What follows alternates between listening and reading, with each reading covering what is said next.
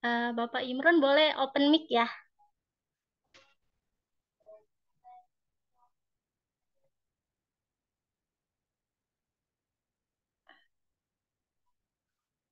Mana ini? Suaranya nggak ada itu.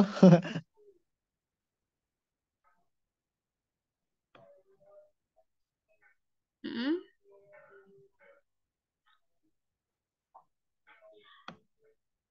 Oh, oh mungkin. Speakernya nggak dibuka. Mm.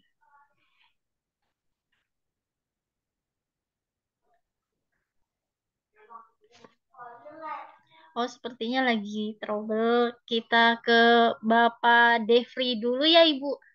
Ini ada Bapak Devri Butar-Butar. Ah, dipersilakan, Bapak. Ya, baik. Terima kasih untuk Ibu pembawa acara dan terima kasih juga kepada Ibu pemateri pada malam hari ini, Ibu Dr. Santi AMD AKSHMH. Di sini saya akan memperkenalkan diri saya. Saya bernama Devri Binsar B. Butar-Butar. Saya pekerjaan untuk saat ini saya sebagai tim dari Law Firm MSP Manulang Siregar Partners yang berada di Kota Medan. Mungkin untuk itu saja perkenalan dari saya. Terima kasih. Baik, terima kasih Bapak. Oke, selanjutnya Bapak Imron udah bisa ya? Udah masuk Ya. belum Mbak masuknya? Iya. Assalamualaikum warahmatullahi wabarakatuh. Perkenalkan, nama saya Imron, asal dari Kabupaten Cirebon. Ya, nah, selamat malam, Ibu. Malam Bapak. Oke, selanjutnya ada Bapak Pardomuan. Ya, ini bisa open mic, Pak. Dipersilakan.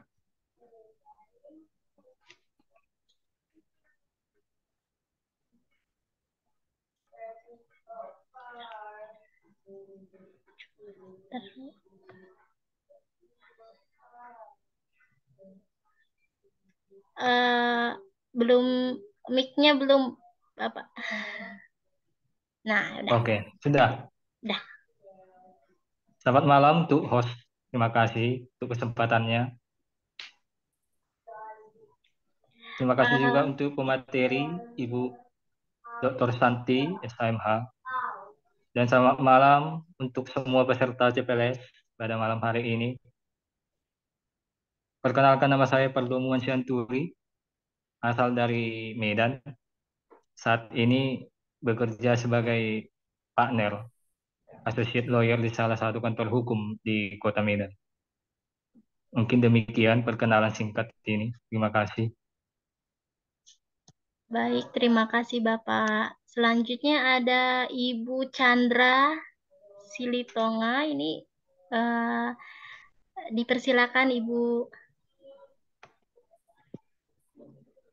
Selamat malam untuk kita semua. Sudah kedengaran, Kak? Jelas, jelas Ibu.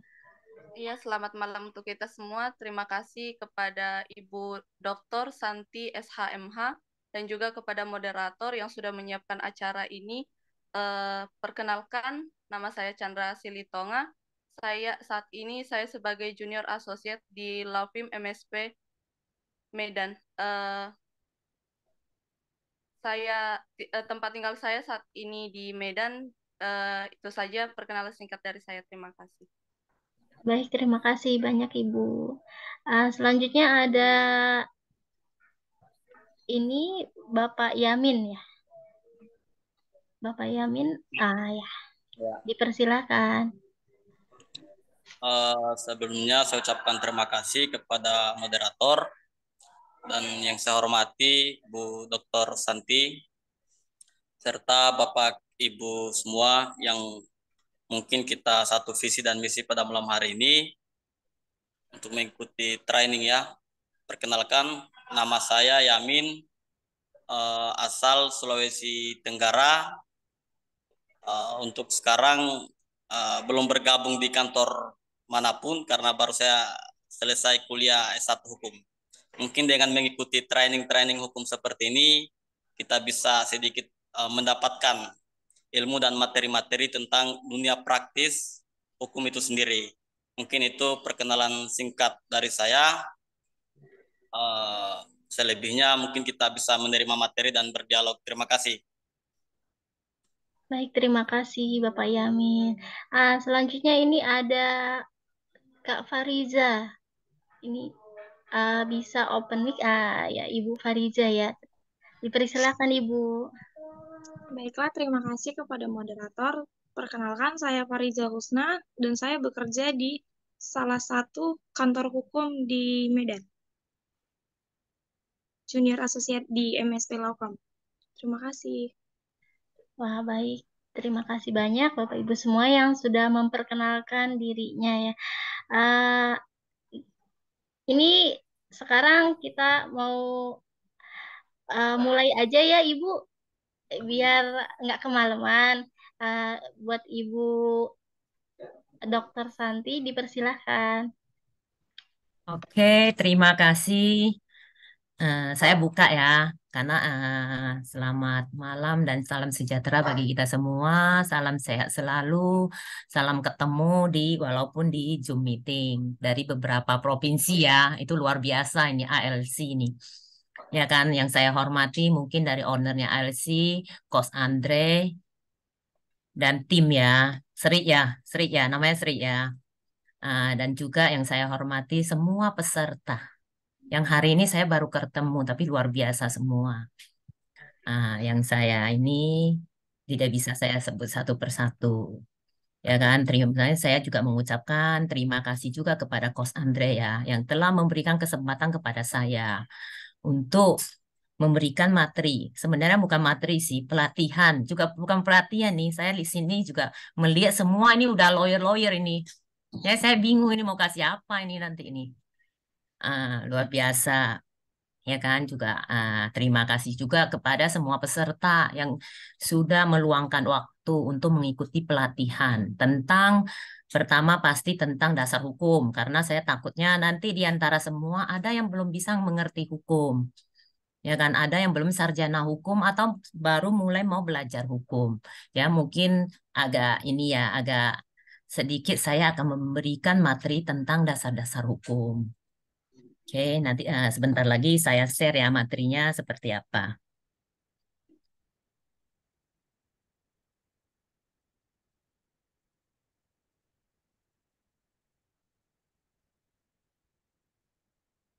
Bisa dibaca ya Mbak ya, Mbak Sri ya kan? Iya, Oke, bisa. kita mulai dengan apa itu hukum. Kenapa kita harus tahu hukum? Karena dalam kehidupan sehari-hari kita selalu berpegang teguh dengan hukum. Karena kenapa? Karena negara kita adalah negara hukum yang sudah diatur dalam pasal 1 ayat 3 dalam Undang-Undang Dasar 45. Dan juga sebenarnya konsep daripada negara hukum ini kita udah tahu sendiri ya. Lebih mengarah pada tujuannya seperti apa. Demokratis atau terlindungnya hak asasi kita. Dan kesejahteraan dan ceritanya keadilan itu hukum itu. Kita harus tahu itu ya. Jadi orang yang belum tahu hukum, karena kenapa kita harus tahu hukum? Karena kita negara adalah negara hukum. Jadi saya dengan singkat ya, karena saya lihat beberapa peserta juga sudah bergabung dalam kantor hukum ya. Jadi saya rasa juga semua sudah mengerti apa itu hukum. Hukum adalah aturan, norma, sanksi yang dibuat dengan tujuan apa? Pasti mengatur tingkah laku manusia untuk apa? Menjaga kita tertib, adil, dan kesimpulannya sebenarnya tidak terjadi kekacauan. Itulah hukum. Ya, hukum merupakan aturan adat yang secara resmi harus mengikat dan dikukuhkan oleh penguasa atau pemerintah dan harus ditaati oleh masyarakat, baik kita tahu atau tidak tahu, karena itu sudah diatur dalam Undang-Undang Dasar 45. Itu sekilas tentang apa itu hukum.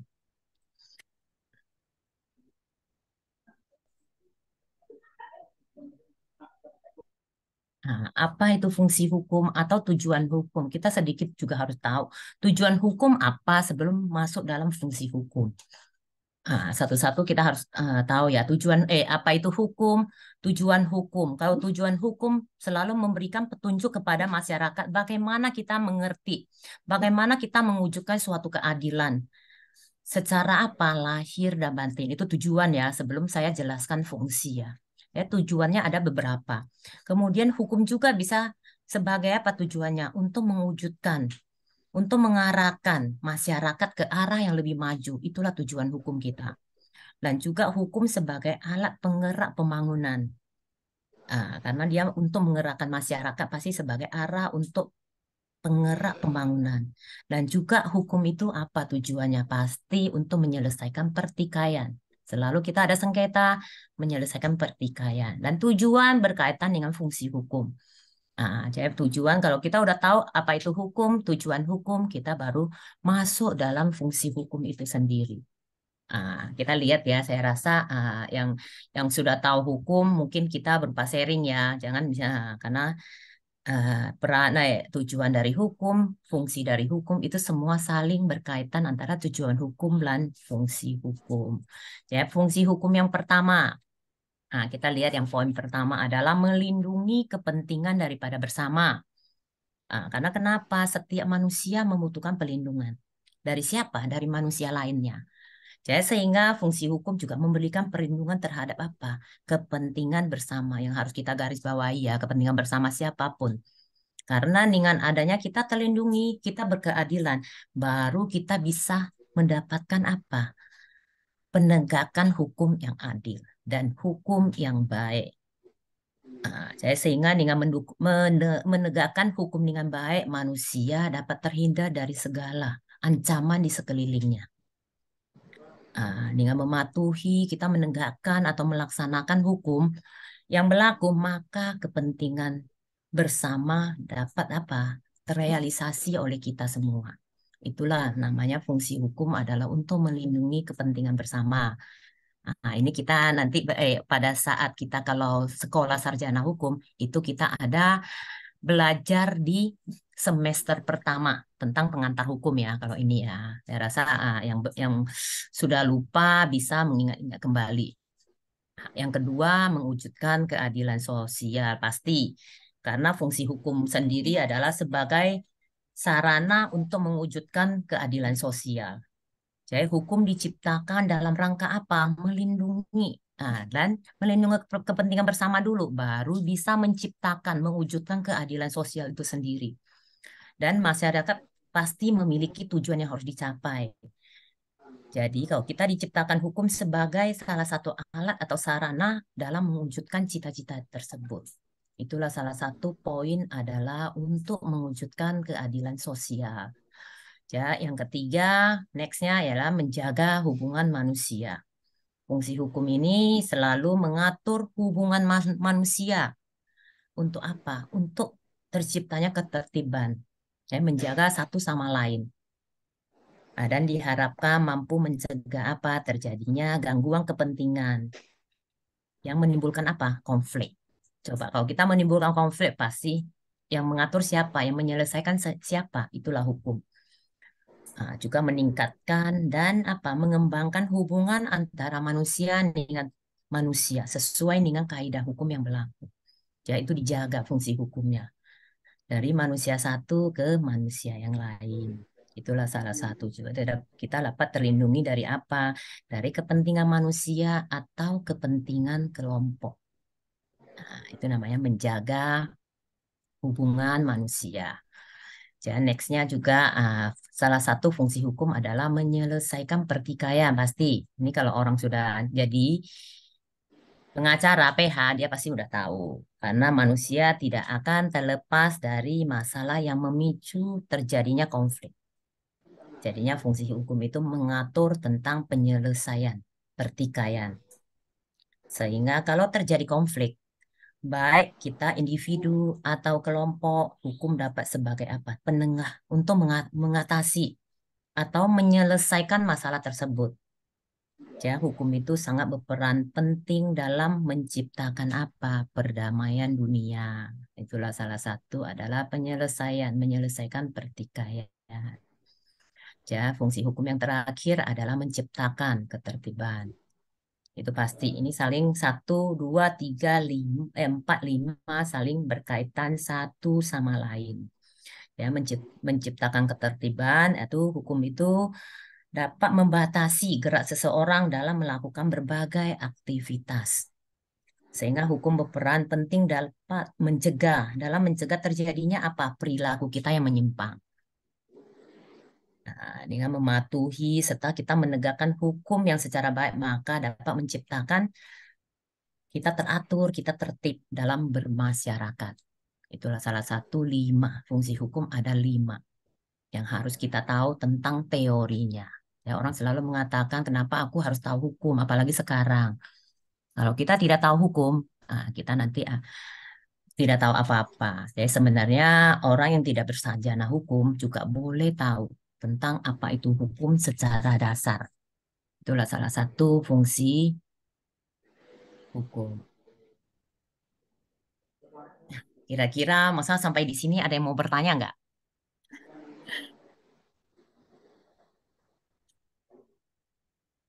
Lanjut, Bu. Lanjut ya. Kalau dari saya pribadi kan uh, hukum itu kan memang salah satu ilmu sosial yang terkadang yang ada di teori bertentangan sama yang ada di praktek. Seperti yang Ibu sampaikan tadi kan, fungsi, tujuan, dan pengertian ilmu hukum itu kadang kalau kita baca sekilas di tekstual, apa yang disampaikan oleh dosen-dosen di kampus, mungkin kalau kita melangkah keluar ke kampus, 2-3 langkah kita meninggalkan kampus, teori hukum itu kadang tidak sesuai dengan fakta di lapangan. Makanya di dalam ilmu hukum itu sendiri, kemarin saya diajarkan juga sama dosen saya, yaitu ada dasein dan dasolen. Mungkin begitu, Bu. Lanjut, Bu. Makasih, Bu. Ya, benar, Pak Yamin ya. Itu memang yang terjadi kenyataan. Orang belajar hukum, saya udah S3 belajar hukum memang seperti apa yang dikatakan Pak Yamin ya. Berbeda benar, tapi tergantung kita. Tapi kalau kita tidak mengetahui teori hukum, kita juga kita tidak bisa menyelesaikan segala sesuatu. Benar nggak? Jadi memang berbeda. Teori sama praktek berbeda. Tapi teori itu dipakai pada saat kita di mana ajuannya. Kalau kita tidak ada ajuan itu, kita tidak bisa berperang. Itu. Tapi ya kalau beda mungkin tergantung orangnya ya. Orangnya ini mau membawa ini kemana, ke arah mana, sesuai dengan teori atau tidak sesuai dengan teori yang ada. Nah, itu ya kebetulan juga saya dulu juga sangat aktif di advokat ya, pengacara dan juga saya juga punya kantor hukum. Tapi karena sekarang sudah banyak yang bergabung dalam kantor hukum saya, ya kita sekarang sudah menjadi mediator. Ya kalau Bapak Yamin mau sesuai dengan teori belajar mediator. Nah, nanti ilmunya itu nanti dapat itu. Nah, itu loh Pak Yamin. Tapi nggak apa-apa. Nanti kita sebenarnya hari ini saya kasih materi juga nggak susah-susah. Sudah kalau yang sudah tamat sarjana hukum ya itu sebenarnya sudah dapat semua di teorinya. Cuma mungkin kita lebih ke arah sharing ya. Nanti ke arah sharing ya itu menarik. Karena kenapa orang hukum selalu suka sharing, ya kan? Beda kasus itu yang menarik di pelatihan ini. Sebenarnya itu. Tapi kalau teori Bapak udah dapat, mana tahu Bapak bisa lebih pintar dari saya. Kenapa? Karena ada yang baru tamat. Saya masih ingat-ingat teorinya. Ya Pak Yamin ya. Nah, oke, kita masuk dalam jenis hukum. Kalau jenis hukum gampang nih. Apa itu hukum publik? Hukum yang mengatur tentang hubungan antara negara dengan alat kelengkapan negara dan hubungan antara negara dengan warga negaranya. Itu hukum publik. Nah, jadi ada hukum privat. Kalau hukum privat ya hukum yang mengatur antara orang yang satu dengan orang yang lainnya. Banyak orang awam mengatakan, oh pidana perdata, ya kan? Tapi kalau dia nggak tahu nih privat itu apa, bingung dia. Tapi kalau dibilang pidana dan perdata, banyak yang mengetahui bahwa pidana adalah bisa badan yang dipidana. Tapi kalau perdata itu hanya berupa gugatan. Nah, itu sebenarnya lebih apa ya, orang lebih disebut. Tapi kalau kita privat, kebanyakan orang tidak tahu. Itulah salah satu hukum pidana perdata.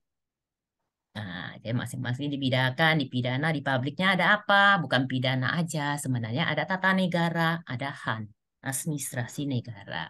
Tapi kebanyakan orang hanya tahu hukum pidana. Nah, begitu juga di privat, bahwa ada hukum dagang, ada hukum perdata. Dan kebanyakan memang orang lebih mengerti tentang apa itu perdata.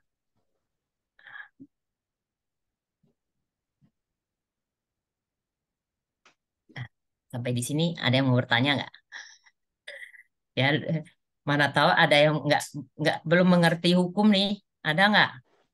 Kalau hukum perdata kayak hukum warisan, ya kan, kekeluargaan itu disebut salah satu perdata, ya kan. Ah, perceraian disebut hukum ini, hukum perdata. Tapi kalau pidana itu adalah perkelahian, percurian, semua yang berkaitan dengan pidana. Ya, maka kira-kira ada yang mau bertanya nggak? Baru nanti saya mau masuk tentang yang paling menarik dibahas saat ini adalah tentang keadilan restorasi. Nah, ada nggak? Kalau nggak ada, kita lanjut. Pak Imron mau tanya nggak? Nggak bingung kan, Pak? Enggak, lanjut, Aku lihat lanjut. Pak Imron ini kan ngerti apa enggak. Nanti jangan sampai tidak ngerti, Pak. Ada, Pak? Lanjut, Lanjut lanjut, ya. Oke. lanjut. Berarti dari dasar teori hukum, fungsi hukum, tujuan hukum, Bapak-bapak ini udah pintar semua nih. Ya, nggak perlu kita panjang lebar ya. Karena kemarin kita ada buka kelas, tapi ada yang semua tidak basicnya hukum. Jadi kita harus ceritakan apa itu hukum, nanti baru bisa berkaitan dengan semuanya yang saya terangkan ini. Oke, kalau bisa memang tidak bisa, udah oke, kita masuk dalam keadilan restoratif. Yang sekarang semua apapun kasus bisa diselesaikan. Nah, jadi apa itu keadilan restoratif? Yang sering orang disebut dengan restorasi justik. Ya kan terkenal ya restorasi justik di mana-mana, jaksa juga sekarang, hakim, pokoknya semuanya itu sebenarnya adalah tindak pidana yang melibatkan pelaku, korban, keluarga pelaku, korban, dan pihak lain yang terkait untuk bersama-sama mencari apa? Penyelesaian yang adil dengan menekankan pada apa? Pemulihan kembali, bukan pembalasan ya pada keadaan semula dan bukan pembalasan. Jadi sebenarnya kata-kata ini kalau kita cerna, kalau kita teliti, itu sebenarnya adalah solusi yang paling bagus dalam penyelesaian perkara pada saat sekarang. Karena kenapa? Untuk menghindari apa? Penumpukan perkara. Nah, itu salah satu teorinya ya. Tapi ada syaratnya. Bukan orang sudah melakukan pidana semua mengatakan, oh saya mau restorasi justik aja. Tidak mau dipidana. Ada syarat-syaratnya. Yang boleh atau yang tidak boleh. Inilah syaratnya. Ketentuan daripada restorasi justik ini. Kerugian di bawah 2,5 juta. Adanya kesepakatan antara pelaku dengan korban. Tindak pidana tipiring nih. Kalau orang pengacara tahu nih tipiring nih. Tindak pidana ringan. Hanya diancam pidana denda atau diancam dengan pidana penjara tidak lebih dari 5 tahun. Ini syaratnya. Tersangka mengembalikan barang yang diperoleh dari tindak pidana kepada korban. Dikembalikan aja. Tersangka mengganti kerugian korban. Tersangka mengganti biaya yang ditimbulkan dari akibat tindak pidana atau memperbaiki kerusakan yang ditimbulkan dari akibat tindak pidana. Nah, untuk penyelesaian dia harus memenuhi syarat daripada ini. Ya, itu sudah diatur. Nah, tapi bukan ini aja, ada syarat material, ada syarat formilnya. Kita lihat syarat materialnya seperti apa. Ya kan, tidak menimbulkan keresahan dan tidak ada penolakan dari masyarakat. Tidak berdampak konflik sosial.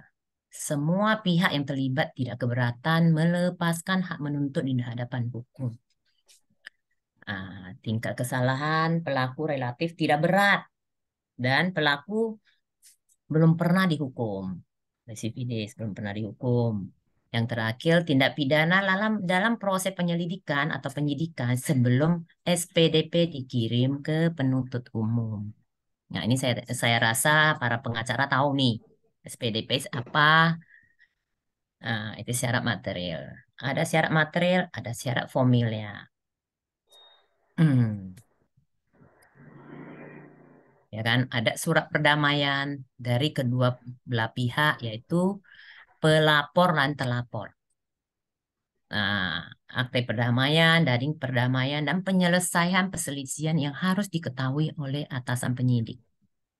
Ada rekom juga gelar perkara yang menyetujui penggunaan pendekatan keadilan restoratif.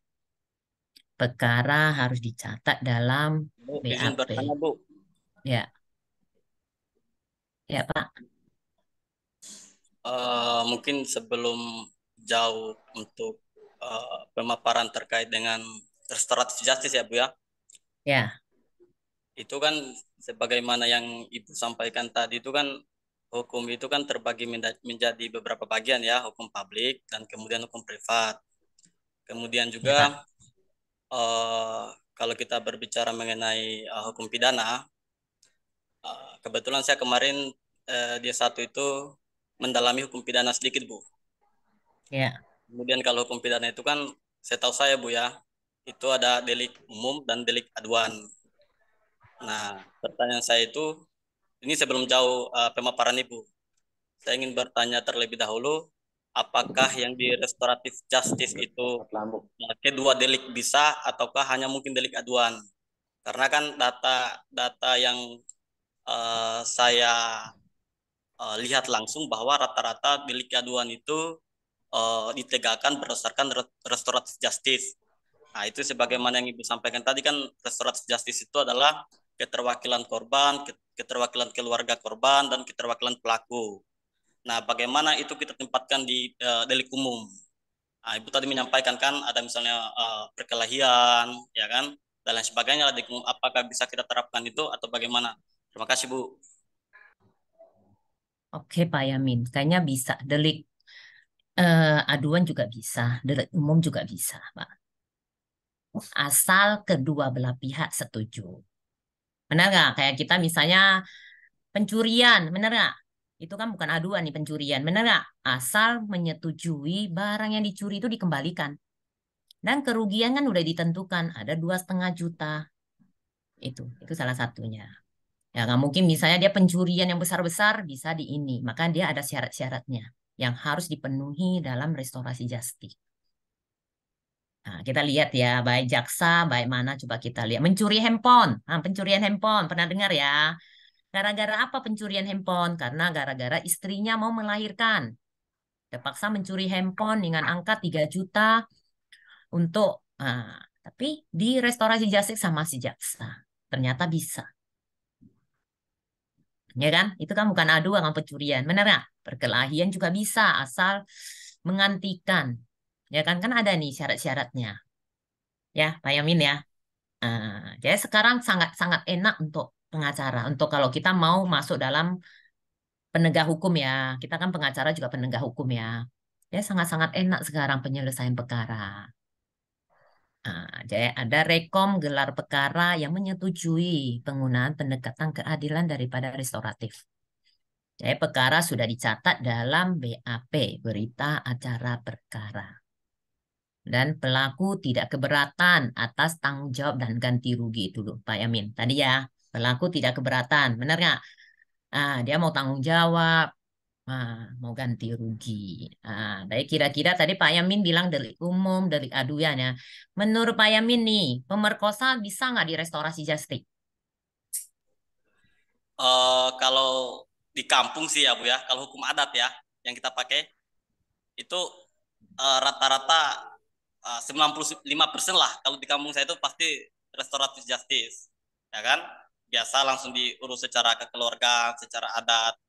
Cuma kalau misalnya pemerkosaan itu kan ada unsur pemaksaan. Nah, biasanya mungkin kita melihat kalau kronologis mungkin yang diperkosa ini sudah berkeluarga ataupun katakanlah masih cewek. Nah, itu kita kembalikan ke korban. Kalau dia bisa di restorasi justice, ya bagaimana will solutionnya? Ya kan otomatis kan nggak mungkin perempuan yang telah diperkosa atau tanda kutip telah dilecehkan nggak mungkin dilepas begitu aja, bukan? Mungkin ada diurus secara adat. Kalau rata-rata di kampung begitu, Bu.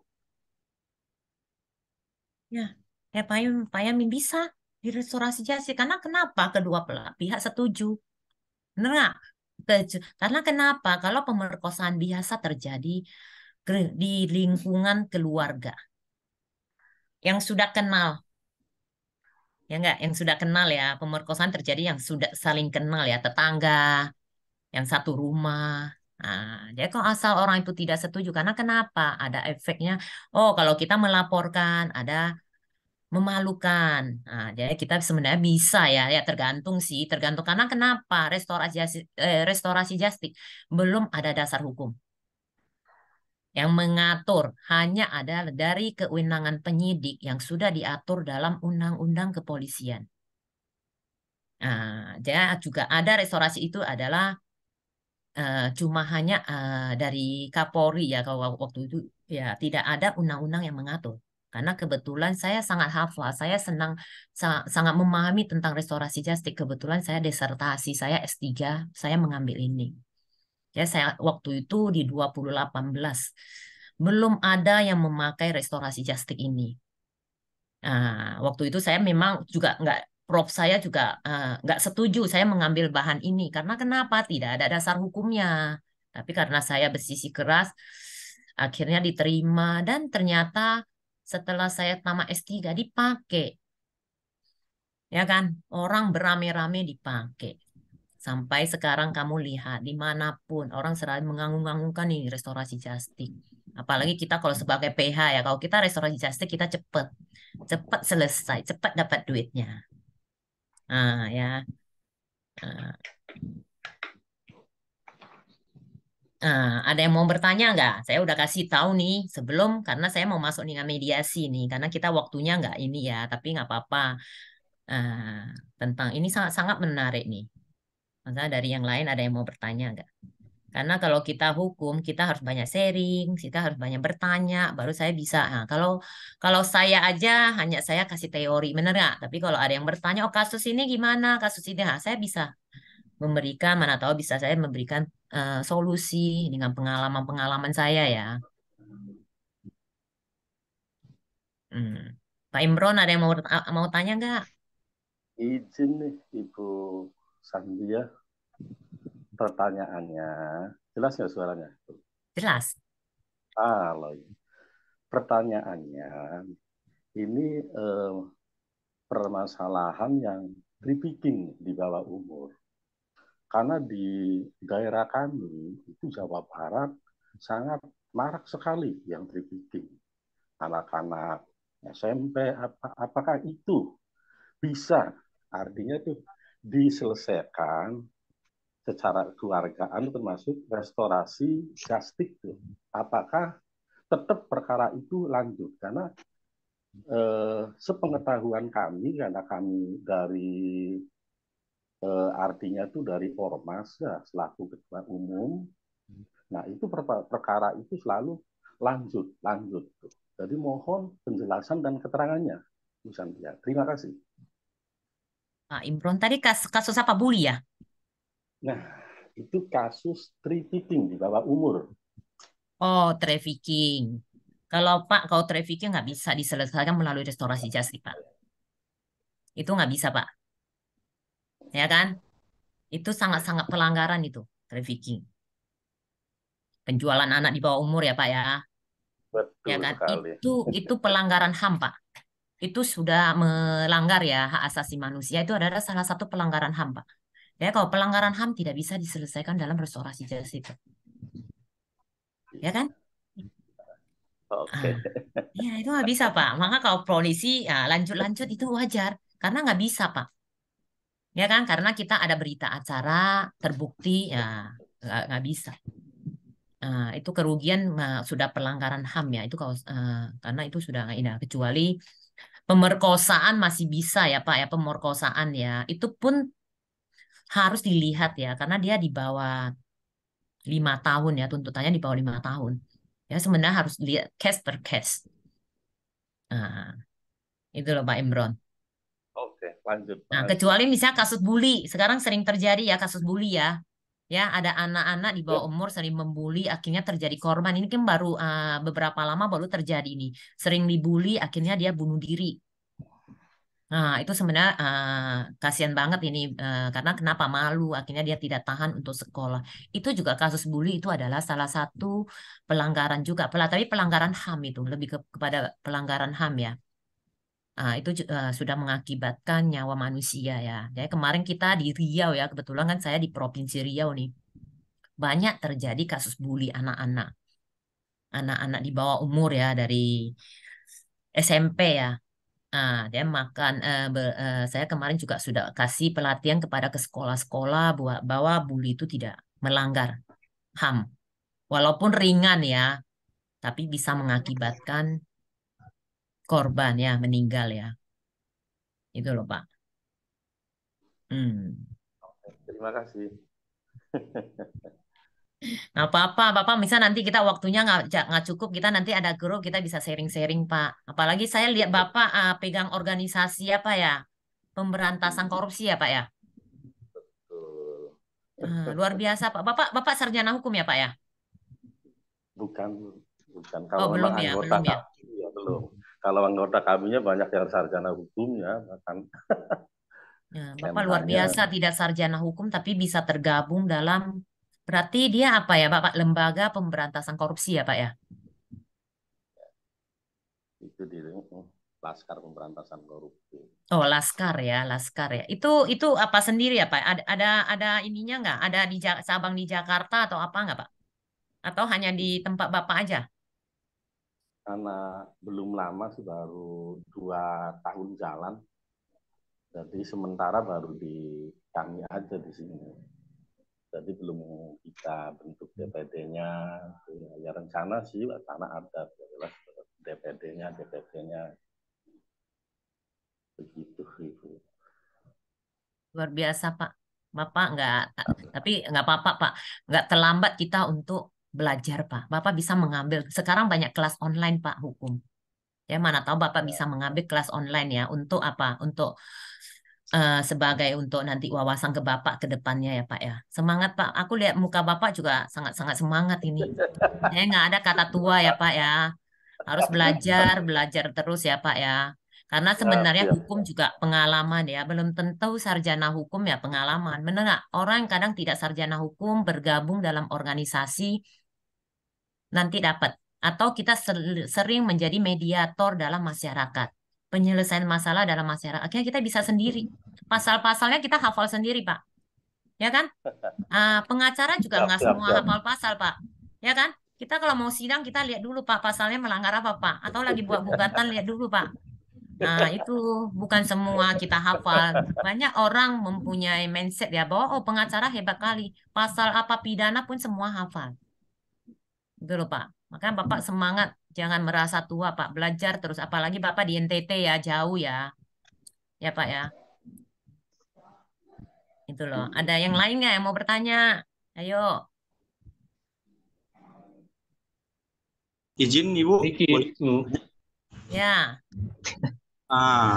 Untuk terkait penyampaian RJ tadi, Bu, di sini saya ingin menanyakan dalam kategori RJ dalam pencurian.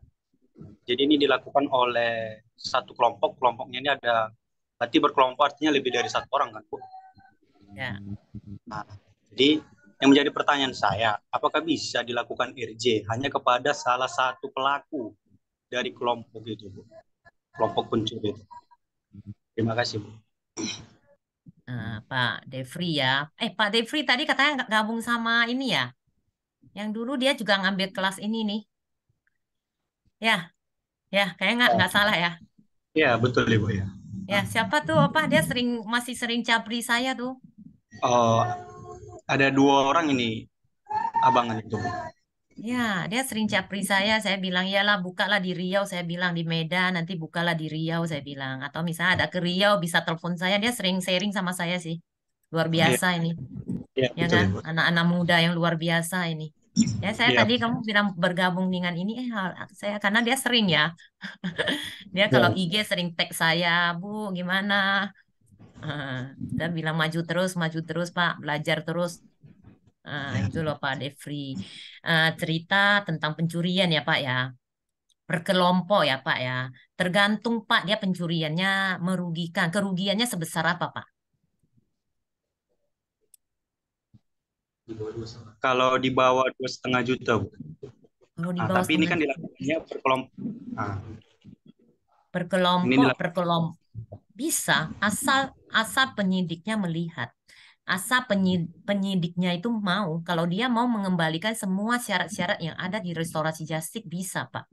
Kalau hanya di bawah, apalagi sekarang orang mengatakan kalau kerugian tidak 2,5 juta, penyidik nggak mau proses. Benar nggak? Pencurian TV 14 inci hanya 1 juta. Katanya nggak bisa lapor.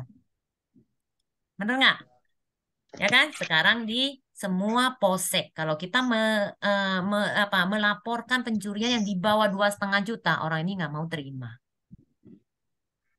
Nah, kalau per kelompok, kenapa tidak? Asal dia mau mengembalikan.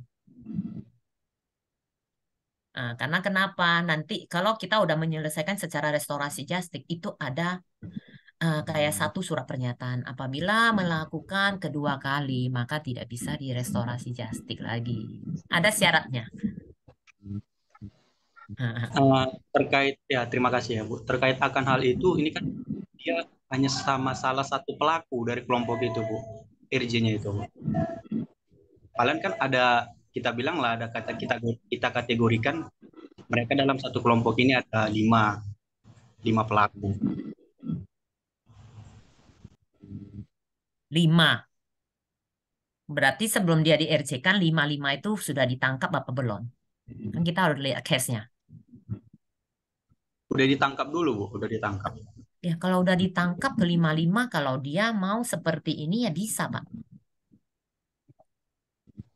Bisa, karena itu tipiring. Kalau 2,5 juta itu tipiring sebenarnya. Dan polisi itu kalau proses dia bingung. Kenapa?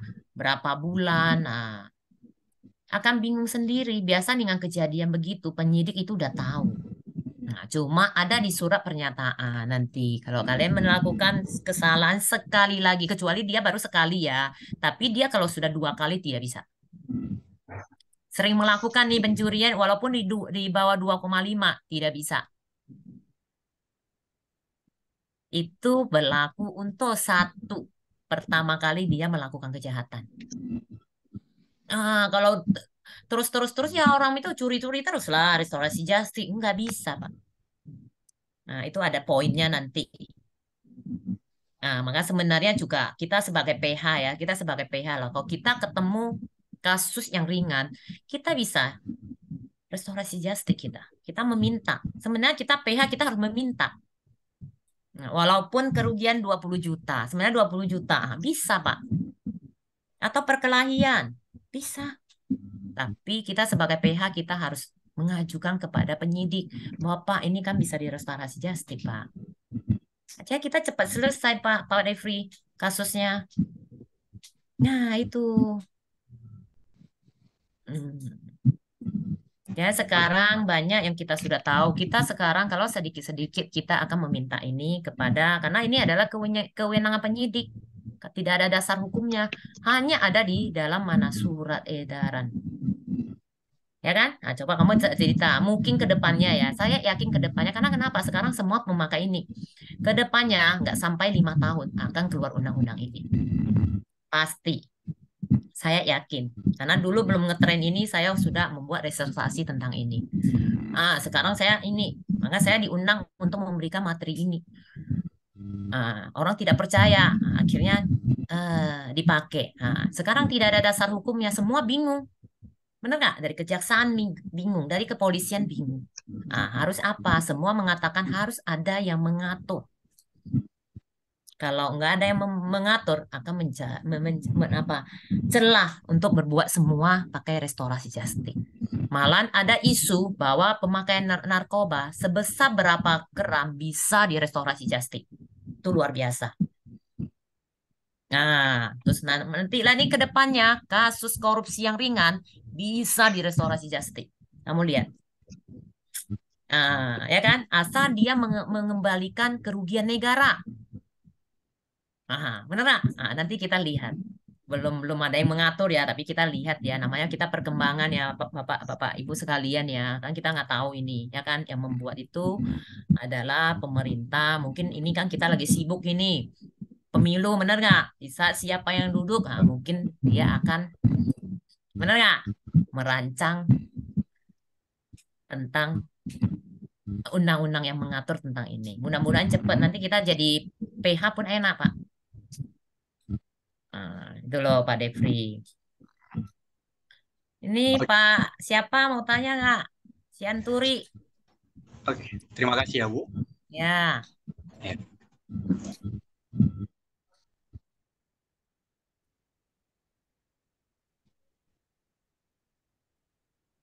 Mana Pak Sianturi mau tanya nggak? Soalnya kalau kita orang hukum 2 jam nggak cukup loh Pak.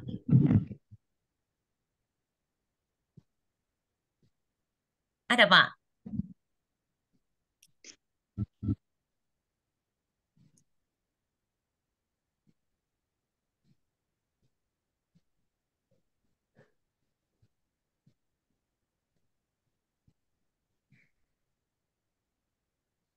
Ada Halo. Pak. Apa Pak mau tanya? Terkait restoratif justice tadi. Sebenarnya ini seperti pendapat saya. Yang sering terjadi ya untuk khususnya penerapan RJ di kepolisian lah, penyidik. Yang sering saya lihat selama ini kalau saya ke kepolisian, penerapan restoratif justice itu sudah seperti diskresi di kepolisian. Artinya ada faktor ketidaksenangan. Jadi ketika para pihak, katakanlah pelaku dan korban sudah berdamai dan memenuhi syarat untuk di-RJ-kan sebenarnya, tapi penyidik tidak mau menghentikan dengan alasan ya bahwa perdamaian tidak menghentikan penyidikan. Jadi perkaranya terus berlanjut. Walaupun sebenarnya itu layak untuk di restoratif justice. Bagaimana menurut Ibu? Ya, memang kenyataan begitu. Pak Sianturi ya, ini pernah juga saya terjadi ya. Para pihak udah setuju untuk mengganti rugi sesuai dengan syarat-syarat restorasi. Tapi kadang kita ini namanya karena sekarang tidak ada dasar hukum yang mengatur, hanya ada kewenangan daripada penyidik. Benar ya, kita kadang agak disusahin. Tapi pada saat itu di kepolisian saya tidak lewat. Dia akan naikkan perkara. Saya minta dia naikkan dulu. Nanti saya akan restorasi justice di kejaksaan. Kalau saya ya Pak ya kan. Tapi dari sekian banyak kasus yang saya restoratif ini, hanya ada satu yang penyidiknya tidak mau ya, karena mungkin orang mengatakan saya itu pintar rayu, ya kan. Nah, makanya tadi Pak Yamin saya bilang kita harus kuasai teori hukum. Itulah kita berperang sama polisi, sama penyidik di teori hukum kita. Ya kalau kita bisa mengasih tentang teori hukum, tentang dasar kehukuman, tentang restorasi justice, ya kan, pasti orang itu mau. Karena kenapa? Sekarang kepolisian itu udah beda sekarang. Sudah penyelesaian perkara sudah teratur. Berapa minggu kita melaporkan, kalau tidak diselesaikan kita bisa bergerak. Ya sekarang untuk kepolisian sudah sangat-sangat bagus prosedurnya dibandingkan 5 tahun dulu. Jadi kalau Pak Sianturi memang itu sudah menjadi kebiasaan, ya kan, para aparat kepolisian. Tapi kita nggak usah jadi PH nggak usah takut. Kalau memang dari kepolisian tidak mau, nanti kita akan restorasi justice di mana? Di kejaksaan, Pak. Tapi kayaknya sekarang orang berlomba-lomba untuk memakai ini ya. Semua menunjukkan penghargaan nih. Saya mau ini nih. Coba benar apa enggak? Saya nggak masalah. Kita akan melakukan restorasi ini di kejaksaan. Nggak masalah. Gitu loh Pak Sianturi ya. Baik, terima kasih Ibu. Makanya saya berpesan ya, kalau yang sudah jadi pengacara atau yang belum ya, kuasai teori hukum. Kalau kita teori hukum kuat, kita nggak perlu takut. Kepolisian ngomong ini, kita ini. Kepolisian ngomong ini, kita gini. Akhirnya kenapa tidak bisa, Pak? Atau kalau misal belum, lambat, kita bisa mengirimkan, ya kan? Surat kepada dia hasil penyelidikan seperti apa. Benar nggak? Kita bisa melaporkan sampai ke atasan, apalagi sekarang. Selalu izin, tepat Bu. waktu. Ya, Pak Yamin. Saya ingin minta satu saran, Bu. Kebetulan kan restorasi justice ini kan belum ada undang-undang dan aturan yang melandasi. Nah, Ibu tadi mengatakan bahwa disertasi Ibu itu 2018 mengenai restorasi justice. Dan itu saya berpikir bahwa kalau di forum yang singkat ini kita hanya berbicara tentang pengalaman perkara, itu nggak cukup hanya 1 jam 2 jam pertemuan. Saya hanya ingin minta rekomendasi dari Bu Dr. Santi, kira-kira buku apa saja yang saya mau konsumsi terkait dengan restorasi justice itu. Nah, kan Ibu kan kalau tulis disertasi itu kan tentu banyak referensi.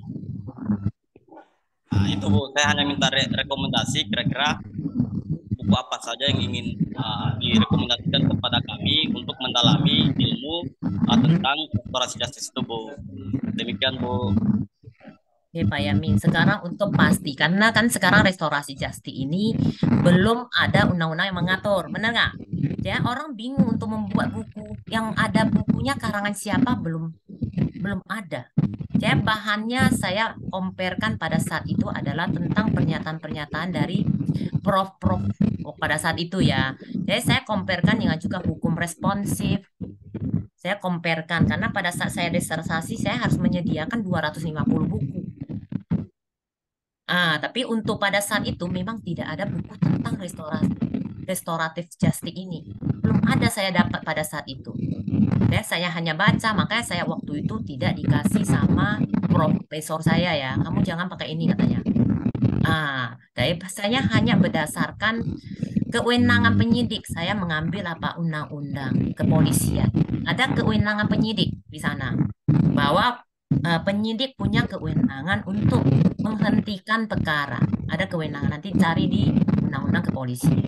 Pada saat itu saya pakai ya. Dan pada saat itu saya restorasi justice dalam hal apa? Undang-undang KDRT. Saya comparekan antara KDRT. Kenapa KDRT harus direstorasi justice, Pak? Karena untuk menghindari perceraian. Benar nggak? Kalau kita ngotot di penjara suaminya, pasti apa? Perceraian. Benar nggak? Orang laki-laki suami dilaporkan, akhirnya diceraikan. Tapi kalau Ningan memakai restorasi justice, saya yakin perceraian tidak terjadi. Karena kalau perceraian mengakibatkan korbannya siapa? Anak-anak. Nah, itu salah satu yang kita ya. Habis itu sudah korbannya anak-anak tidak apa-apa. Korbannya apa? Harta lagi. Nah, antara harta gono gini sama pengorbanan anak, trauma anak. Itulah saya comparekan pada undang-undang KDRT. Itu loh Pak Yamin. Jadi mungkin ke depan ya orang sudah punya dasar hukum baru bisa menyusun buku ya Pak ya. Tapi kalau Pak Yamin punya kesempatan ya paham ini Pak. Ini sangat-sangat menarik untuk saat ini ya Pak ya. Ya kan masih muda kok.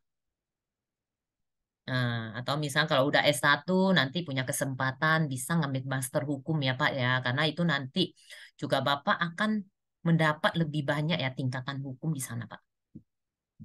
Nah, di master ya, karena Bapak udah sarjana hukum ya. Kecuali bukan sarjana hukum, sarjana ekonomi ya jangan mengambil master hukum.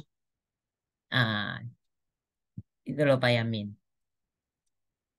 Oke, ada yang mau bertanya nggak? Kalau sudah, kita lanjut. Mungkin nanti kalau kita punya waktu, kita bahas lagi ini. Ya, saya mau menceritakan tentang mediasi.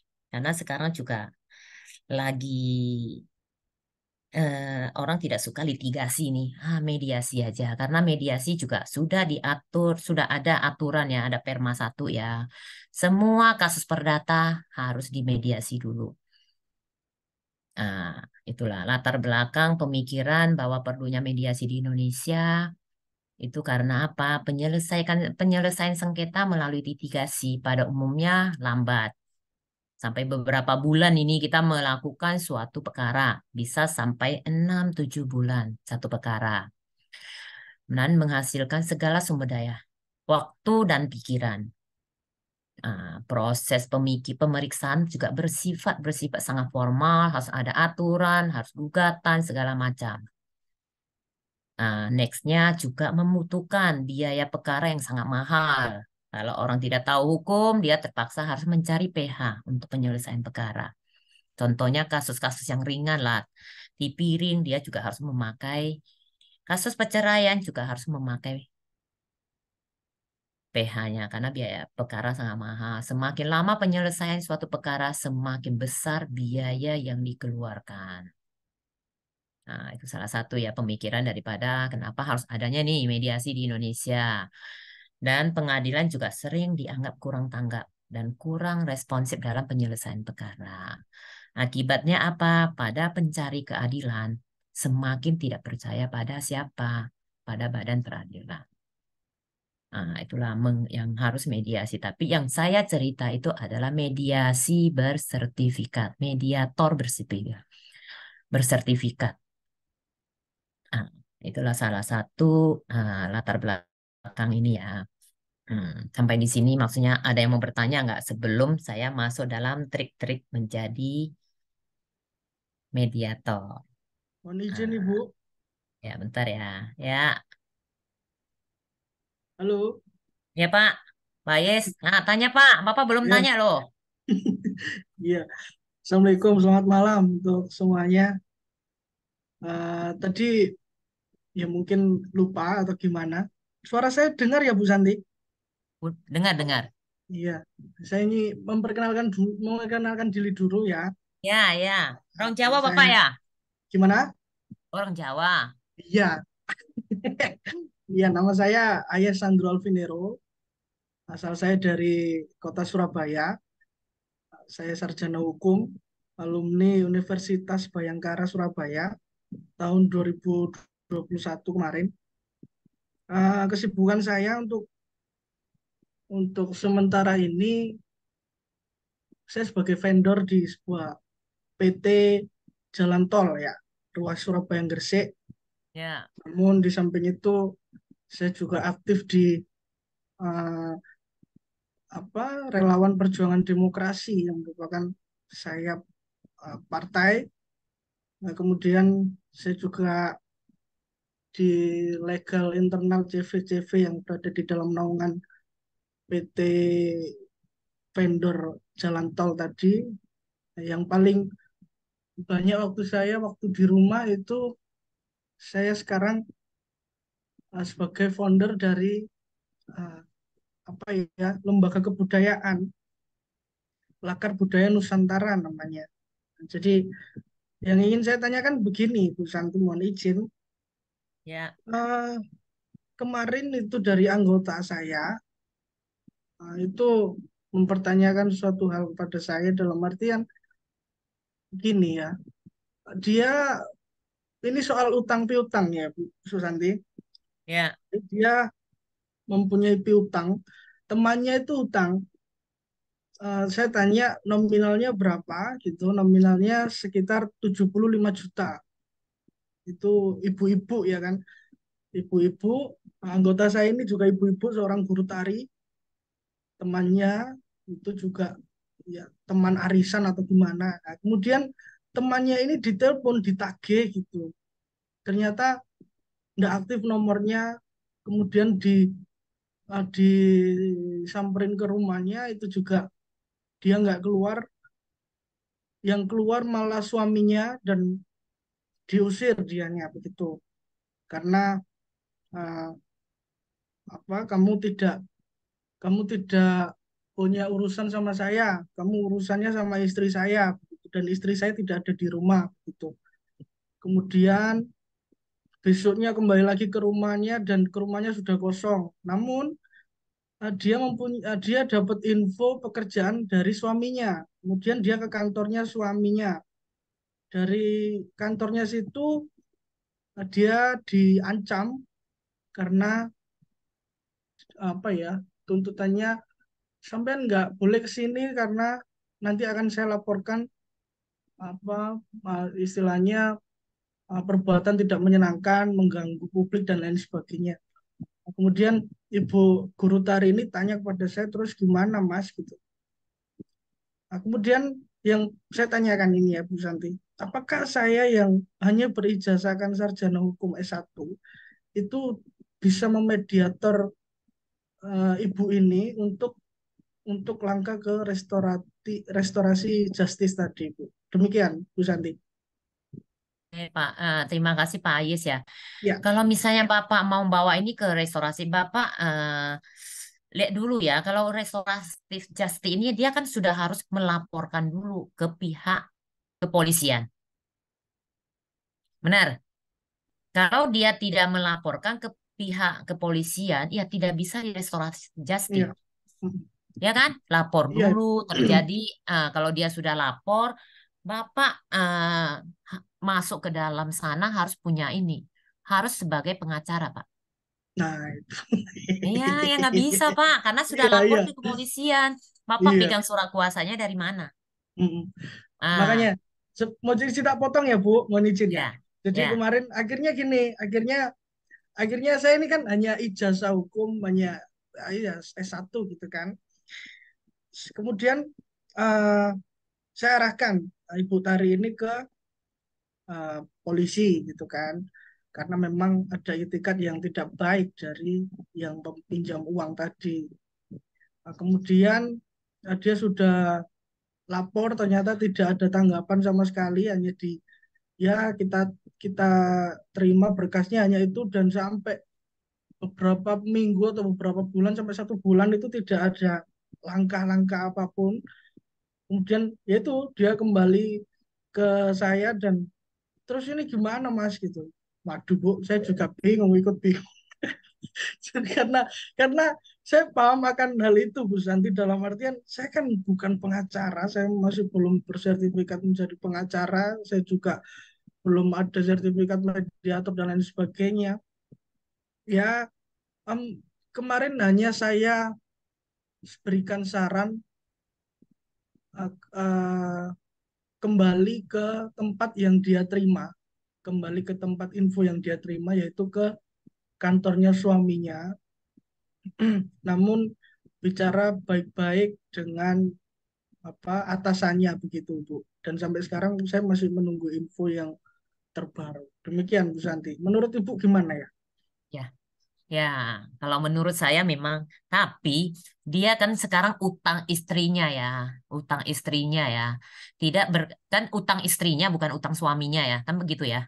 Iya, Yang Ibu. ngutang itu adalah istrinya ya, bukan suaminya ya. Sebenarnya kan kalau istrinya masih ada, kita kan pertama harus cari utangnya siapa nih. Istrinya yang mengutang ke kita. Apa memang seorang suami dia harus tanggung jawab. Tapi Ya. kalau kita laporin, saya rasa nanti sekarang yang paling penting utang piutang itu adalah pengembalian uang. Ya. Benar nggak? Dia harus Iya, iya. kembalikan. Untuk apa kita lapor sana lapor sini uangnya habis. Benar nggak? Nah, iya. Ya kan. Saya bisa juga Ninga mencari suaminya. Kalau suaminya menolak, ya kita cari atasannya. Sebenarnya untuk penyelesaian. Iya. Ya kan? Meminta kepada atasannya untuk penyelesaian. Paling tidak, kalau tidak ada uang, ya dicicil lah. Gitu loh. Ninga meminjamkan atau dari perusahaan meminjamkan uang untuk siapa. Karena dia kan pasti takut dengan atasan daripada takut sama kita. Iya. Dan mohon izin ya Bu, dan Ibu guru tari tadi itu bilangnya ke saya gini, orang Jawa itu kan gitu. Jadi Mas, saya itu utangnya nggak dibayar langsung pun nggak apa-apa, maupun dicicil pun nggak apa-apa. Saya pengen cuma ada itikat baik, ngomong aja udah ketemu sama saya enak gitu loh Bu. Tapi suaminya itu terus ngancem, yang kamu punya masalah itu sama istri saya nggak mau tanggung jawab atau yang lainnya itu. Nah, itu yang membuat sulit itu. Ya, tapi saya rasa kan makanya butuhlah mediator ini. Butuhlah Nah, mediator itu untuk Bu. mencari suaminya nih. Ya, saya ambil sertifikasi mediator deh Bu. Iya, karena kalau mediator yang bersertifikat kita harus melakukan pendidikan ya Pak ya. Hmm. Ya kan, cuma mediator tidak bersertifikat dia tidak bisa beracara di kepolisian, tidak bisa beracara di pengadilan. Karena Oke. kita kan dia di pengadilan kuasa hukum ya, kecuali hanya mediator pada penyelesaian mediasi. Kalau perdata ya, misalnya utang piutang kan perdata nih, Ya, ya. dilaporkan ada tahapan mediasi. Bapak bisa memakai mediator bersertifikat untuk memediasi. Oh, Tapi kalau ke pengadilan tidak bisa. Ke pengadilan adalah tetap kita harus ada kartu pengacara. Nah, jadi Bapak sayang loh sebenarnya hanya ngambil. Tapi tidak semua pengacara mempunyai sertifikat mediator. Tidak semua pengacara bisa bermediasi. baik. Ah, Baik, Ibu. Terima kasih banyak. nah, ya Pak Ayes ya. Ya. Semangat Pak Ayes. Ya kan? Ya kalau nggak ada yang mau bertanya, kayaknya waktu kita tinggal setengah jam kita masuk dalam ini nih trik-trik nih. Saya sebenarnya trik-trik menjadi seorang mediator yang sukses. Saya sebenarnya udah menjalani nih selama lebih kurang ada 10 tahun nih, 2011 saya mengikuti pelatihan mediator bersertifikat di UGM Jogja. Waktu itu saya mengambil pendidikan pada saat pertama kali nih UGM Jogja membuka pelatihan tentang mediator bersertifikat. Dan pada saat itu memang semua orang tidak mau mengambil mediator.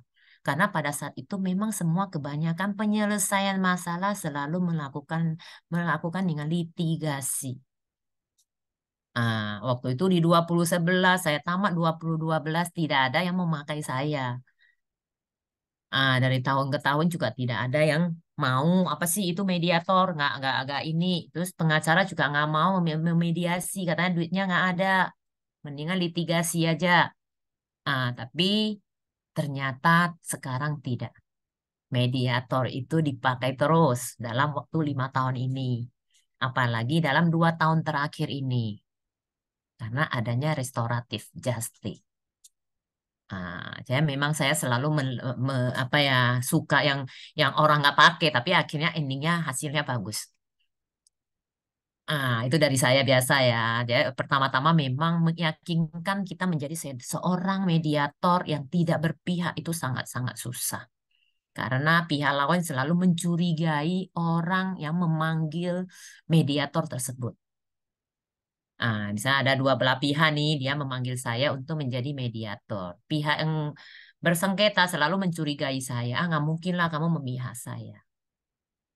Padahal tidak, seorang mediator harus bersifat netral. Ini yang saya mau kasih ya, triknya ya. Maksudnya cara-caranya gimana kita untuk meyakinkan bahwa ini saya ini adalah orang-orang tengah, bukan berpihak. Jadi sebenarnya sangat-sangat gampang. Jadi kita harus pahami masalah dulu.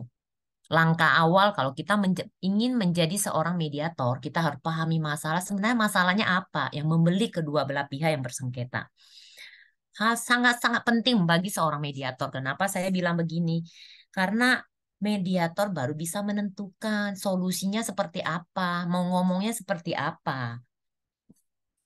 Kalau kita tidak paham tentang masalah, gimana kita mau menjadi mediator? Ya kan? Ya kita harus pahami, walaupun sulit memang. Kalau disulit, kita harus setelah kita pahami, kita harus bisa mencari penyebab masalahnya seperti apa. Kok orang itu bisa bersengketa? Jadi beda-beda tipis sama kita bedah kasus ya, beda-beda tipis kalau mediator. Tapi untuk sekarang kayaknya mediasi menjadi mediator jauh lebih gampang daripada yang litigasi ya. Kita pahami masalah, sudah kita pahami, kita harus mencari penyebab masalahnya apa. Baru kita mencari solusi yang harus kita lakukan apa. Itu salah satu ya, harus kita lakukan. Bukan kita misalnya, udah tahu penyebabnya, tapi kita tidak ada solusinya. Ya, kita harus ada triknya. Pertama, kita pahami dulu. Kedua, caranya gimana. Yang ketiga, kita baru nih, solusinya seperti apa. Itu pertama ya.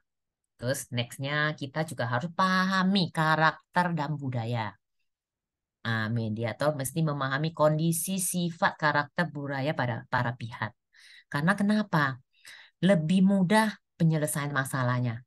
Ya kan? Karakternya apa? Misal Pak Imron di NTT sama Pak Ais Jawa kan beda ini budayanya nih. Saya harus pakai trik apa nih? Nah, sama misalnya si Butar-Butar ini misalnya orang Batak nih. Kita harus pakai cara apa? Karakternya penting. Nah, culture-nya kalau orang Jawa dia pelan-pelan. Tapi kalau orang Batak, kita harus teriak-teriak. Kita harus pakai cara gaya orang Batak. Kalau Pak Imron NTT lebih keras lagi, Pak. Itulah karakter budaya yang harus harus kita ini. Ya, kalau kita udah tahu dia orangnya emosian, jangan kita sikapi dengan sifat yang sama. Orang Batak kita datang lembut-lembut. Dia ikuti. Itu salah satu karakter dan budaya ya, sangat-sangat penting untuk seorang mediator. Itu dalam praktek saya ya, tapi mana tahu nanti di sini punya trik yang berbeda bisa. Cuma saya selama ini hampir 10 tahun ya saya menjalani ini ternyata oke sih. Maksudnya mendapatkan finansial yang lumayan bagus. Jadi saya sebenarnya hanya membagi tip. Ya, yang ini paling penting lagi, kita harus bersifat netral. Yang tadi saya ceritakan ya, sikap terpenting seorang mediator, penengah yang netral dan bijaksana bagi para pihak. Coba, gimana kita harus bersifat? Karena itu terpenting, penengah yang bijaksana dan bisa mencari solusi terbaik bagi para pihak. Misalnya nih, seorang mediator, dia harus bisa mengungkap kepentingan nih, tersembunyi dari para pihak. Kamu kepentingannya apa nih? Ya kan? Kita cari dulu, bukan kita kumpulin dulu ke rumah pihak pertama nih, Pak. Jangan ribut-ribut lagi lah, Pak. Apa tuntutannya, Pak? Habis itu udah tahu tuntutannya seperti apa, kita cari lagi yang satu lagi, Pak. Kenapa, Pak? Karena kenapa? Orang yang sudah bersengketa pasti tidak bisa ngomong bagus. Ya kan? Sedikit aja tersenggol, orang itu udah marah. Benar nggak? Kita lihat ya, ngomong padahal tidak ini, cuma suara agak besar sedikit, orang itu sudah tersinggung. Nah, itulah maka butuhnya seorang penengah yang bijaksana. Kalau saya menjadi mediator, saya harus bersifat netral. Tapi kalau saat saya menjadi seorang pengacara, ya saya harus membela yang bayar. Itu sudah adalah kewajiban saya. Benar nggak? Kan beda nih, dengan versi yang beda. Ya kan? Dengan sikap saya netralnya juga beda. Ya, saya bisa meyakinkan kedua belah pihak bahwa saya adalah bersikap netral, walaupun saya dibayar oleh salah satu pihak. Dan saya selalu komit di saat mediasi tidak gagal, saya sudah komit dengan diri saya. Saya tidak boleh menjadi pengacara daripada yang membayar saya. Makanya sampai sekarang saya masih dipanggil orang karena kepercayaan ya. Saya selalu membina kepercayaannya. Karena kenapa? Saya kalau menjadi pengacara salah satu pihak yang membayar saya di saat mediasi, ya kan, saya tidak adil. Kenapa? Saya sudah tahu kedua belah pihak sengketanya seperti apa. Itu komitmen dari saya ya. Maka mungkin saya membangun kepercayaan sampai sekarang. Saya ini memang duitnya hilang kalau terjadi kegagalan ya nggak apa-apa. Itu loh. Yang keempat adalah komunikasi. Seorang mediator sangat-sangat penting untuk membuka komunikasi yang tersumbat dari para pihak. Yang tadi saya ngomong ya, orang ini udah nih nggak bisa ngomong. Kalau bicara sedikit atau agak keras sedikit di telepon sudah marah-marahan. Jadi kita harus bisa meyakinkan, bangun komunikasi yang baik. Itu yang paling penting dalam hal komunikasi.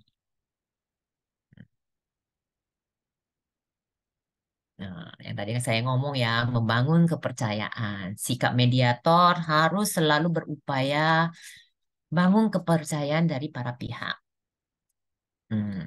Ya kan yang tadi saya cerita, saya mempunyai komitmen sendiri membangun kepercayaan dari para pihak. Kalau setelah mediasi ini gagal, saya tidak mau menjadi salah satu pengacara daripada hal tersebut. Karena kenapa? Kalau mediasi terjadi kegagalan, pasti salah satu pihak akan melakukan litigasi ke pengadilan.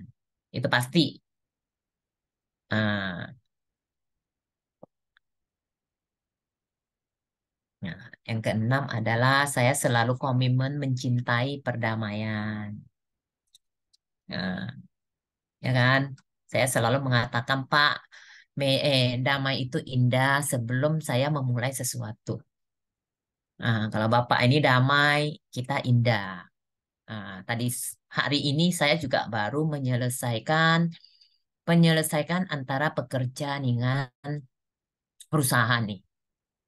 Nah, ada salah satu perusahaan memanggil saya untuk penyelesaian itu tadi pagi tadi.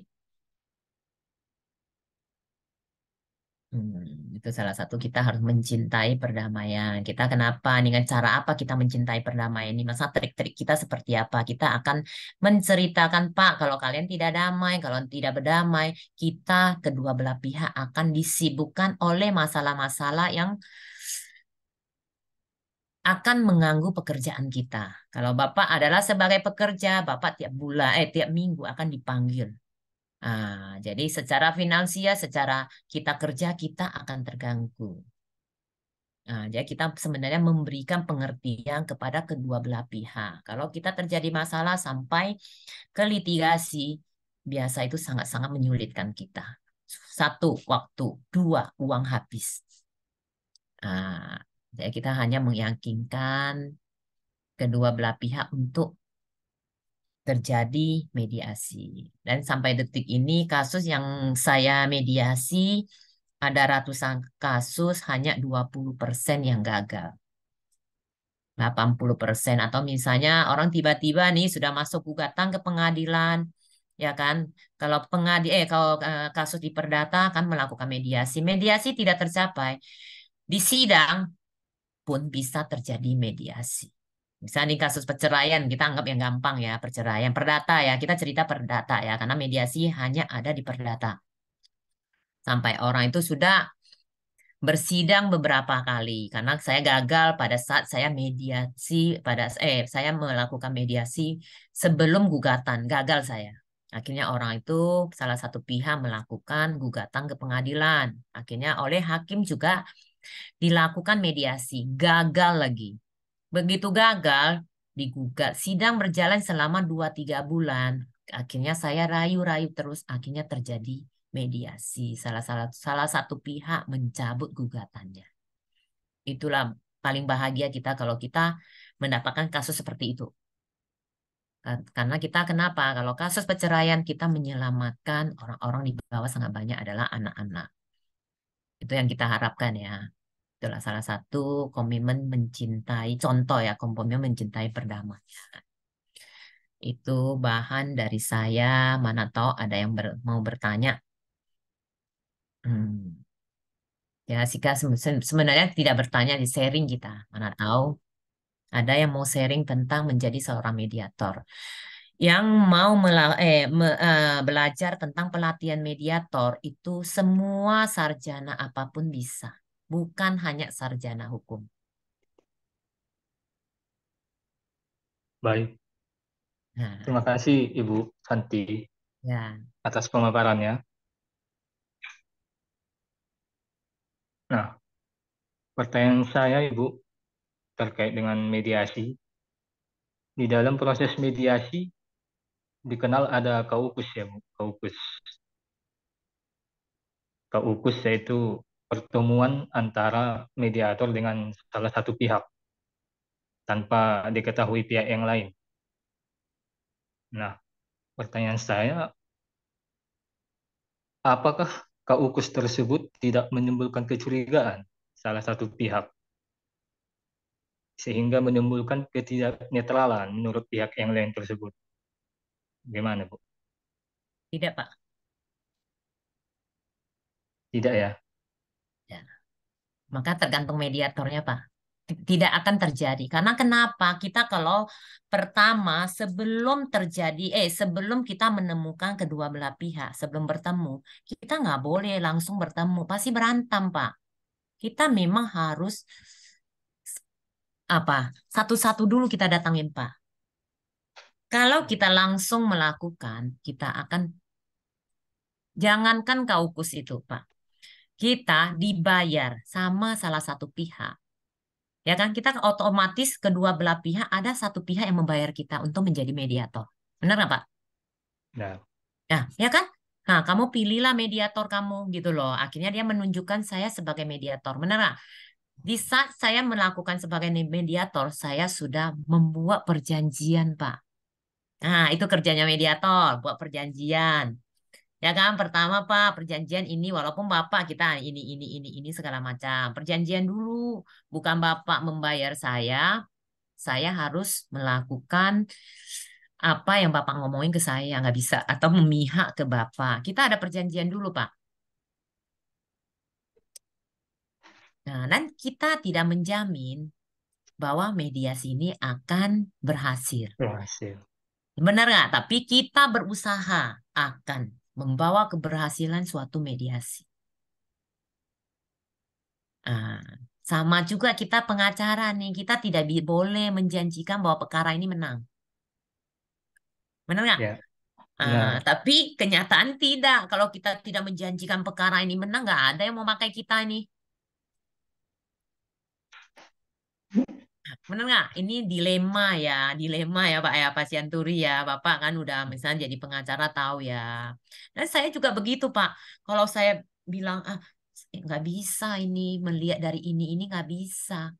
Eh, orang itu bilang bisa, kamu nggak bisa ya udahlah saya cari yang lain silakan. Kalau disuruh menjanjikan jangan Pak. Kalau saya tidak bisa. Saya mengemukakan apa yang saya tahu kepada klien saya. Bapak mau pakai, silakan. Nggak mau, akhirnya dia memakai orang lain dan terjadi masalah kembali lagi ke kita. Itu sangat-sangat sering. Apalagi kami di Pekanbaru ya, saya kebetulan tinggalnya di Pekanbaru. Ya kan, Provinsi Riau, Pekanbaru, Ningan, penduduknya juga nggak terlalu banyak. Ya, sangat-sangat kita harus membangun kepercayaan untuk bidang hukumnya. Karena kalau kita berbuat sesuatu yang ini, semua Pekanbaru bisa tahu. Karena skopnya kecil. Gitu loh Pak Sianturi. Jadi Bapak kalau bisa ya, kalau mau menjadi seorang mediator, Bapak ikuti pelatihan tuh Pak. Ya, Dia baik, Ibu. sangat-sangat menarik. Karena kenapa? Karena kenapa kita kalau litigasi kita udah dikurangi ya, yang perdata ya Pak ya. Terus sekarang muncul pidana yang bisa direstorasi justice, Pak. Bapak kalau kuasai tentang teori daripada mediasi, Bapak pasti restorasi justice pasti menang. Penyidik pasti tidak akan kita ada celah-celahnya untuk itu, Pak. Gitu loh, Pak Sianturi.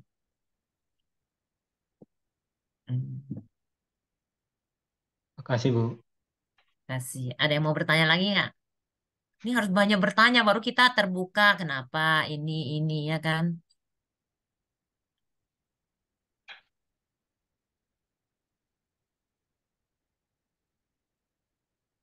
Pak Imron ada nggak mau menjadi mediator, Pak?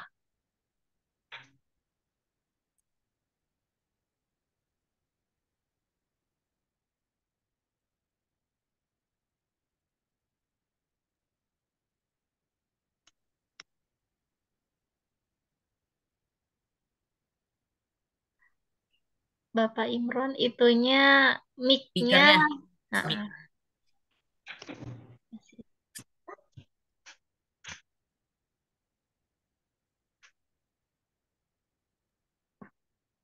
Oh, jelas nggak? Ya, Pak. Iya. Ada nggak suaranya Ibu? Ada. Nah, ya. Jadi yang jelas, kami ini sangat membutuhkan sekali sebagai mediator.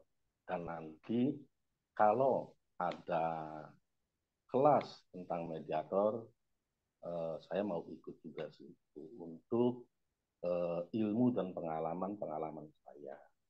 Karena yang jelas, kami selaku pemegang organisasi masyarakat, itu yang dikedepankan, itu ya artinya itu mediasi. Yang namanya masyarakat, itu senang sekali adanya mediasi. Kalau kita berbicara artinya itu litigasi itu, wah ini arahnya kan ke pengacara, nanti uang walaupun kami juga banyak anggota yang menjadi pengacara.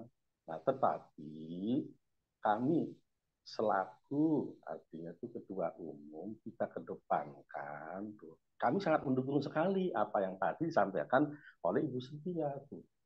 Nah, kita prioritaskan, kita kedepankan itu perdamaian. Nah, itulah komitmen kami. Nah, pertanyaannya, Bu ya. Nah, yang jelas tuh kita itu karena di Ormas berbicara finansialnya yang tidak bisa tuh, Bu. Tuh, finansial tuh. Nah, yang orang minta artinya tolong, nah kami sebagai mediator, nah disitulah kita tuh, nah makanya saya mohon dengan hormat caranya untuk kita mendapat finansial itu seperti apa. Terima kasih, Bu. Ya, Pak, makasih Pak Imron ya, Pak ya. Tapi kalau misalnya Bapak kan sekarang pernah ya, pasti pernah ya. Kan udah kalau seorang tokoh masyarakat Pak ya, pasti biasa dipanggil ya. Kalau terjadi mediasi ya, kalau kita tokoh masyarakat sebenarnya secara tidak langsung ya Pak ya. Untuk orang lebih sekarang memang dia harus melakukan karena kenapa?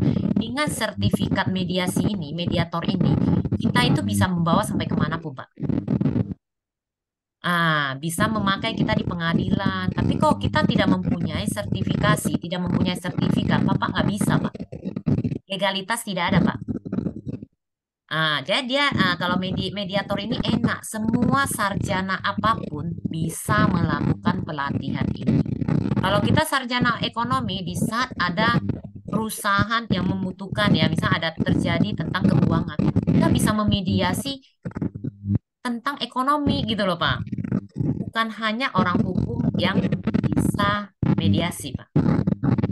Nah, jadi Bapak misal udah nih punya sertifikasi mediator, Bapak kalau dipanggil sebagai tokoh masyarakat untuk memediasi, ya oke-oke aja Pak. Terus satu, yang kita bisa mencari uang Pak, kita bisa memasukkan ke pengadilan untuk menyelesaikan semua perkara perdata dengan sertifikat kita. Dan diterima Pak, karena ada biasa kalau kita kasus gugatan nih Pak, ya kan? Biasa sebelum melanjutkan ke pengadilan dibuat mediasi dulu, dan para pihak disuruh memilih mediator siapa yang akan memediasi ini. Nah, disuruh siapa yang aneh. Orang kedua belah pihak bisa memilih mau hakim sebagai mediasi atau mediator yang bekerja sama dengan pengadilan Pak. Nah, itu loh Pak. Jadi bisa dipakai kalau Bapak nggak rugi mempunyai sertifikat ya. Karena nggak semua orang bisa dapat. Yang mau. Jadi banyak orang mempunyai mindset bahwa hanya seorang sarjana hukum yang bisa mengikuti ya pelatihan daripada sertifikat. Enggak, semua sarjana. Dan kebetulan pada saat di 2011 banyak orang pensiunan dari Bank Indonesia mengikuti pelatihan mediasi untuk penyelesaian masalah-masalah di Bank Indonesia. Karena kalau perbankan suka memakai mediator. Nah, karena dia orang ekonomi, aku akan memanggil orang yang mengerti tentang keuangan. Nah, kalau dia memakai orang yang sarjana hukum, dia tidak mengerti keuangan, Pak. Tapi kalau dia memakai orang ekonomi, dia tahu. Kalau orang hukum, kalau terjadi misalnya masalah korupsi, bisa memanggil orang hukum. Kalau perbankan, kecuali dia ada masalah kredit macet ya. Tapi kalau ada masalah dengan misalnya perselisihan ya di bank ya, yang menghitung-hitung ya, dia tetap harus memanggil mediator yang mengerti keuangan. Itu loh Pak. Ya Bapak mana tahu punya waktu dan punya apa bisa ngambil Pak. Karena Bapak saya yakin Bapak adalah seorang tokoh masyarakat di sana. Atau misalnya Bapak kalau buku mediasi ya banyak itu kalau buku mediasi. Nah, yang tadi ditanya sama Pak Yamin ya, kalau buku mediasi banyak mau dari siapa? Karena ada aturannya Pak. Perma nomor 1. Nah, itu loh Pak. Puas jawaban saya Pak. Luas. Terima kasih. Ya sebenarnya kalau kita belajar tentang dasar hukum, restorasi justice, mediasi, menjadi seorang mediator, harus saya banyak kita berdiskusi ya. Nah, berdiskusi sama orang-orang, banyak kita share-share ke orang, sharing ya Pak ya. Karena belum tentu ilmunya kita sudah pasti lengkap tidak. Masih banyak orang yang saling mengisi. Di saat kita tidak tahu, kita menjadi tahu. Nah, mungkin Pak Imron malam ini ibu kelas ini sudah tahu nih tentang restorasi justice ini ya Pak ya. Seharusnya Bapak bingung nih, ini kok pidana bisa menjadi tidak pidana ya Pak ya. Mungkin Bapak hanya mengerti dasar-dasar ya. Tapi setidaknya nanti mana tahu Bapak di sana menemukan ini nih. Bapak udah tahu ini. Benar nggak? Kalau Bapak masih bingung nanti kalau ada kasus ini Bapak bisa japri saya. Bapak nanti ada ya. Nah, ya kan kita ketemu dari Sabang sampai Merauke nih Pak. Saya di Riau dengan adanya ALC ini kita bisa bertemu di sini Pak menjadi teman. Ya kan, dan peserta saya dari beberapa ini Pak udah banyak nih Pak. Dan sekarang masih saling komunikasi dan kebetulan banyak sekali pengacara-pengacara. Nah, masing saling komunikasi. Bapak mengikuti ini menambah wawasan ya Pak. Satu membangun relasi ya Pak ya. Relasi kita jadi banyak di dalam satu grup itu walaupun 6-7 orang tapi dari provinsi yang berbeda ya. Itu luar biasa Pak. Kalau kita tidak sengaja kita nggak bakalan ketemu Pak. Kita bertemu karena jodoh. Jodoh yang dibangun oleh siapa? Oleh Coach Andri selaku owner daripada ALC. Benar Pak? Nah, nanti mungkin Bapak udah masuk alumni aja ya kita satu keluarga nih Pak.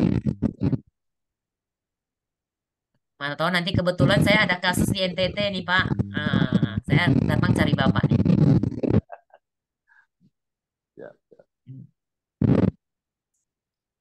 Ada lagi nggak yang mau bertanya? Pak Is udah ini ada masalah lagi? Cukup Bu, saya lagi cari-cari. Ini saya lagi cari-cari ini apa? Sertifikasi mediator. Ya, tapi cari pelatihan ya badan yang bagus ya. Yang itu ya Bu, yang terdaftar di Mahkamah Agung. Ya, nah kalau dia tidak terdaftar murah, tapi kita nggak bisa dipakai, ya sayang kita. Nah, maka dulu kebetulan ya saya sengaja ikut di UGM ya pada saat itu ya. Nah, ya dia memang luar biasa bagusnya waktu pada saat itu lebih mahal ya, tapi sekarang masih dipakai dan diakui. Ya waktu itu memang saya pulang 13 saya melamar ke pengadilan nggak ada yang mau pakai saya Pak.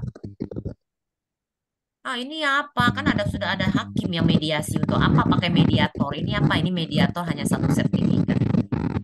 Saya sekarang pengadilan mau terima mediator yang bersertifikat karena hakim sendiri tidak punya waktu kadang untuk bermediasi Pak.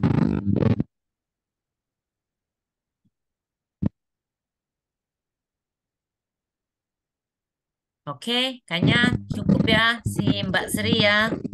Dari saya, kalau ada yang kurang atau apa, saya minta maaf ya. Nah, saya kembalikan ke moderator ya. Oke, baik. Terima kasih banyak Dr. Santi AMD AK SHMH atas pemaparan materinya pada pelatihan CVLS ya. Nah, Ibu ini untuk tugasnya di bagian mana ya Ibu? Nanti saya share ke grup ya. Di grup ya. Kita nanti share ke grup ya. Siap, Apa tugas dari saya share ke grup sama mungkin materi saya mungkin nanti saya share ke grup ya. Mana tahu butuh Atau misalnya nanti saya ini, nanti peserta mana tahu mau konsultasi atau mau sharing Pak, silakan aja Pak. Kita terbuka kok Pak. Ya kan, kalau misal ada saya kirimkan materi yang tidak ngerti bisa ditanyain. Ya Pak Ayes ya. Terima kasih banyak Bu Santi. Untuk Pak Ayes, mohon maaf tadi saya lupa memperkenalkan. Lupa menyebut namanya, mohon maaf ya Pak. Untuk Bapak Ibu semuanya, terima kasih banyak saya ucapkan. Selamat beristirahat. Mari kita tutup acara ini dengan hamdalah, alhamdulillah. Wabillahi taufiq wal hidayah. Wassalamualaikum warahmatullahi wabarakatuh. Ibu. Oke, terima kasih. Sampai ketemu ya. Iya. Oh iya Ibu, boleh foto sebentar, lupa lagi. Oh, boleh. Ibu, Bu, boleh dari sana nggak Bu? Soalnya laptop aku lagi trouble, jadi nggak bisa screenshot. Biasa kok Andre kan? Iya, mana? Kak Andre-nya lagi udah keluar. Tapi udah ada fotonya? Udah ada semua nih. Ini yang biar ada wajah-wajah. Saya bantu dari sini ya, Pak Sri. Pak Ais lah. Nanti dikirim ke grup ya Pak ya. Yuk. 1, 2. Oke. Nanti dikirim ya Pak ya. Thank you ya. Baik, Ibu. Sampai ketemu. Banyak Bapak. Terima kasih banyak. Terima kasih Bu Dr. Santi.